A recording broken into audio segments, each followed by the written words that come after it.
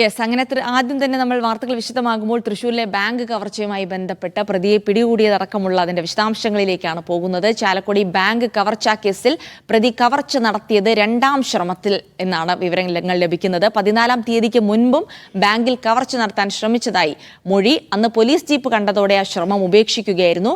അതേസമയം 2,90,000 കൈമാറിയവർ ചാലക്കുടി ഡിവൈഎസ്പി ഓഫീസിലെത്തി എന്നുള്ള വിവരങ്ങൾ കൂടിയാണ് ലഭിക്കുന്നത്. ഇവർക്ക് കടം വാങ്ങിയ തുകയായിരുന്നു, അത് തിരിച്ച് നൽകി. മോഷ്ടിച്ച ശേഷം ഈ പണം ഈ കടം വാങ്ങിയ ആളിന് തിരിച്ചു നൽകിയിരിക്കുന്നു. ആ ആൾ ഈ വാർത്ത അറിഞ്ഞ ശേഷം ഈ പണം പോലീസ് സ്റ്റേഷനിൽ ഏൽപ്പിച്ചു തുടങ്ങിയ വിവരങ്ങളൊക്കെയാണ് നമുക്ക് ഈ ഘട്ടത്തിൽ ലഭിക്കുന്നത്. കെ അഖിലുണ്ട് വിശദാംശങ്ങൾ നൽകാനായി. അഖിൽ, എന്തായാലും കേരള പോലീസ് വലിയ വിമർശനങ്ങളൊക്കെ നേരിട്ടുകൊണ്ടിരിക്കുകയായിരുന്നു. പട്ടാപ്പകൽ ഒരു കറിക്കത്തി കാട്ടി മോഷണം നടത്തിയിട്ടും പ്രതിയെ പിടികൂടാനായിട്ടില്ല എന്നുള്ള തരത്തിലുള്ള വിമർശനങ്ങളൊക്കെ എല്ലാവരും ഉയർത്തിയിരുന്ന ഒരു സാഹചര്യത്തിൽ കൂടിയാണ് പോലീസിന്റെ അതിസമർത്ഥമായ നീക്കം.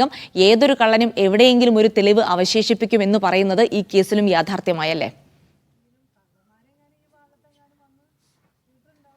ജൽസി, അക്ഷരാർത്ഥത്തിൽ അതുതന്നെയാണ് ഏറ്റവും പ്രധാനപ്പെട്ട കാര്യമെന്ന് പറയുന്നത്. നമ്മളിപ്പോൾ നിൽക്കുന്നത് ഈ പ്രതിയുടെ വീട്ടിലാണ്. 2.5 വർഷം മുമ്പാണ് പ്രതി ഈ വീട് വാങ്ങുന്നത്.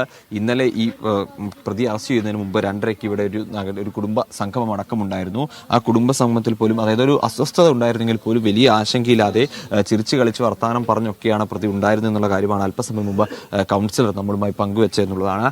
ഈ വീട്ടിൽ നിന്നും പ്രതിയെ ഇന്നലെ 6 മണിക്ക് പിടികൂടുന്നു. അതിനു മുൻപ് പോലീസിനെ വട്ടം കറക്കി. അതായത് ഒരു മുഖമുണ്ടായിരുന്നില്ല, ആരാണ് പ്രതി കണ്ടെത്താനുള്ള ഒരു മുഖമുണ്ടായിരുന്നില്ല, എന്താണെന്ന് തിരിച്ചറിയാൻ കഴിയാത്ത ഒരു സാഹചര്യത്തിലേക്ക് പോലീസ് കടന്നുപോയി. പക്ഷേ കൃത്യമായ ആസൂത്രണം, കൃത്യമായ ഒരു നീക്കങ്ങൾ, അതായത് പ്രതി പലതരത്തിൽ പോലീസിനെ വഴിതെറ്റിക്കുക. അതായത് ഹെൽമെറ്റ് ധരിച്ചിരുന്നു, ഗ്ലൗസ് ഉണ്ടായിരുന്നു, മുഖത്ത് മാസ്ക് ധരിച്ചിരുന്നു. ഒരു തരത്തിലും പോലീസിന് കിട്ടരുതെന്നൊരു ആത്മവിശ്വാസം പ്രതിക്കുണ്ടായിരുന്നു. പക്ഷേ ഇതെല്ലാം ശ്രദ്ധിച്ച പ്രതി ഹെൽമെറ്റ് മാറ്റാനും ഷൂസ് മാറ്റാനും മറന്നുപോയി എന്നുള്ളതാണ്.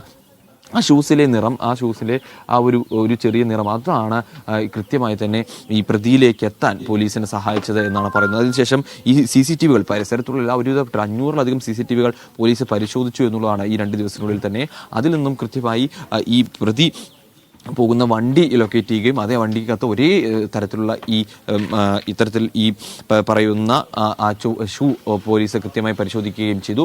അങ്ങനെ പ്രതി ഈ പരിസരം വിട്ടു പോയിട്ടില്ല എന്ന് പോലീസ് മനസ്സിലാക്കി. അങ്ങനെയാണ് ഈ പേരാമ്പ്ര പ്രദേശം കേന്ദ്രീകരിച്ചു കൊണ്ടുള്ള അന്വേഷണത്തിലേക്ക് പോലീസ് പോകുന്നത്. അത്തരത്തിൽ പിന്നീട് ഈ പ്രതിയിലേക്ക് പോലീസ് അങ്ങനെ പതുക്കെ എത്തി എന്നുള്ളതാണ്. അങ്ങനെ 6 മണിയോടുകൂടി തന്നെ വീട്ടിലേക്ക് എത്തുന്നു. പ്രതിയെ പോലീസ് കസ്റ്റഡിയിൽ എടുക്കുന്നു എന്നുള്ളതാണ് ഏറ്റവും പ്രധാനപ്പെട്ട കാര്യം എന്ന് പറയുന്നത്. അതിൽ നിന്നും വീട്ടിൽ നിന്നും ഏകദേശം 10 ലക്ഷത്തിലധികം രൂപ പോലീസ് കണ്ടെടുക്കുകയും ചെയ്തിട്ടുണ്ട്. ഇനി അത് മറ്റേ ഉദ്യോഗസ്ഥരുമായി എത്തിയതിനു ശേഷം, അതായത് ഈ ഗസറ്റ് ഉദ്യോഗസ്ഥരുമായി എത്തിയ ശേഷം ആ പണം ബന്ധവസ്ഥയിലെടുക്കേണ്ടതുണ്ട്. ഏറ്റവും പ്രധാനപ്പെട്ട കാര്യം എന്ന് പറയുന്നത് ഇത് ആദ്യ ശ്രമമായിരുന്നില്ല, 2ാം ശ്രമമാണ് വിജയം കണ്ടത് എന്നുള്ളതാണ് ഏറ്റവും ഇതിലൊരു പ്രധാന വെളിപ്പെടുത്തൽ പ്രതിഭാഗത്തുണ്ടായിരിക്കുന്നത്. അതായത് ഈ കവർച്ച നടക്കുന്നതിന് 4 ദിവസം മുമ്പ് ഒരു ശ്രമം നടത്തിയിരുന്നു. അന്ന് പക്ഷേ ഈ പ്രതി ബാങ്കിന് മുൻപിലെത്തിയപ്പോൾ അവിടെ ഈ പെട്രോളിംഗ് നടത്തുന്ന ഒരു പോലീസ് ജീപ്പ്, ആ പോലീസ് ജീപ്പ് കണ്ടതോടുകൂടി പ്രതി തിരികെ മടങ്ങുകയായിരുന്നു. പിന്നീടാണ് ഈ 14-ാം തീയതി ഈ 2:12 ബാംഗ്ലൂരിലേക്ക് കയറി പോകുന്നത്. 2:12 ബാംഗ്ലൂരിലേക്ക് കയറിപ്പോയി 3 മിനിറ്റിനുള്ളിൽ താഴെ വരുന്ന സമയത്തിനുള്ളിൽ തന്നെ മോഷണം നടത്തി കയ്യിൽ കിട്ടിയ പണവും എടുത്തുകൊണ്ട് പ്രതി ബൈക്കിൽ രക്ഷപ്പെടുകയായിരുന്നു. എറണാകുളം ഭാഗത്തേക്ക് പോകുന്നു. പിന്നീട് തിരികെ അവിടെ തൃശ്ശൂർ ഭാഗത്തേക്ക് ഇടവഴികളിലൂടെ വരുന്നു. അങ്ങനെ CCTV-കളൊന്നും രക്ഷപ്പെടാത്ത, അതിനിടയിൽ പ്രതി 3 തവണ വസ്ത്രം മാറുന്ന ഒരു സാഹചര്യം കൂടി ഉണ്ടായിരുന്നു എന്നുള്ളതാണ്. ഒപ്പം തന്നെ പ്രതി ഇവിടേക്ക് എത്തിയ ശേഷം ഈ വീട്ടിനുള്ളിൽ വെച്ച് തന്നെ പ്രതി ധരിച്ചിരുന്ന ആ നീല കളറിൽ നീലയും കറുപ്പും നിറത്തിലുള്ള കോട്ട്, ആ കോട്ട് പ്രതി കത്തിച്ച് കളയുന്ന ഒരു സാഹചര്യത്തിലേക്ക് കാര്യങ്ങൾ പോയിരുന്നു. പിന്നീട് പ്രതി വളരെ കാഷ്വലായി തന്നെയാണ്, അതായത് ആ കൗൺസിലറുടെ വാക്കുകളിലേക്ക് നമ്മൾ പോയി കഴിഞ്ഞാൽ നമുക്ക് മനസ്സിലാക്കാൻ സാധിക്കും, വളരെ കാഷ്വലായി തന്നെ ഇവിടെയുള്ള ആളുകളോട് പെരുമാറുന്നു. എന്തിന് ഈ മോഷണം നടന്ന ദിവസം, അതായത് അന്ന് ആ കുടുംബ സംഭവത്തിൽ ഈ പ്രദേശത്താണല്ലോ പോലീസ് തിരയുന്നത്, പ്രതിയെ പിടിക്കുമെന്ന് പറഞ്ഞപ്പോൾ പ്രതിയൊന്നും കിട്ടില്ല, അല്ലെങ്കിൽ പ്രതിയൊക്കെ എവിടേക്കും പോയിട്ടുണ്ടാവും എന്ന തരത്തിൽ ലാഘവത്തോടെ ഇയാൾ സംസാരിച്ചു എന്നുള്ള കാര്യമാണ് കൗൺസിലടക്കം പറയുകയും ചെയ്തത്. പ്രതിയുടെ വീടിന്റെ ദൃശ്യങ്ങളൊക്കെ കാണുമ്പോൾ സാമാന്യം നല്ല വീടാണ്, അത്യാവശ്യം സാമ്പത്തിക ശേഷിയുള്ള ഒരാളാണെന്ന് മനസ്സിലാക്കുന്നു. എന്തിനാണ് ഈ കൃത്യം നടത്തിയതെന്നുള്ള വിവരങ്ങൾ, മൊഴികളൊക്കെ പ്രതിയിൽ നിന്ന് ലഭിക്കുന്നുണ്ടോ? ജിൽസി, തീർച്ചയായും അത്തരത്തിൽ മൊഴി ലഭിക്കുന്നുണ്ട്. അതായത് നമുക്കറിയാം ഈ വീട് വാങ്ങിയിട്ട് 2 ലക്ഷത്തിൽ വലിയൊരു വലിയ വീട് തന്നെയാണ്. ഭാര്യ വിദേശത്ത് ജോലി ചെയ്യുകയാണ്, ജോലി ചെയ്തു സമ്പാദിക്കുന്നു. അത്തരത്തിൽ ഭാര്യ അയക്കുന്ന പണവും അതോടൊപ്പം തന്നെ ഈ ലഭിക്കുന്ന പണവും ഒക്കെ തന്നെ ദൂർത്ത് ആഡംബര ജീവിതം മദ്യപിക്കാനും അതുപോലെ തന്നെ ആഡംബരമായിട്ടുള്ള ദൂർത്ത് ജീവിതം നയിച്ച് 40 ലക്ഷത്തിലധികം വരുന്ന രൂപയുടെ കടമുണ്ടായിരുന്നു എന്നുള്ളതാണ്. അതിന് ഏറ്റവും പ്രധാനപ്പെട്ട കാര്യം, ഈ 15 ലക്ഷം രൂപ വാങ്ങിയതിൽ 2,94,000 രൂപ അന്നനാടുള്ള സ്വദേശികൾക്ക് പ്രതി, അതായത് കടം വാങ്ങിയ പണമാണ്, അത് പ്രതി തിരികെ തിരികെ കൊടുത്തിരുന്നു. അവർ ഇന്നലെ തന്നെ ചാലക്കുടി ഡിവൈഎസ്പി ഓഫീസിലെത്തി. അവർ ഈ പണവുമായാണ് എത്തിയത്.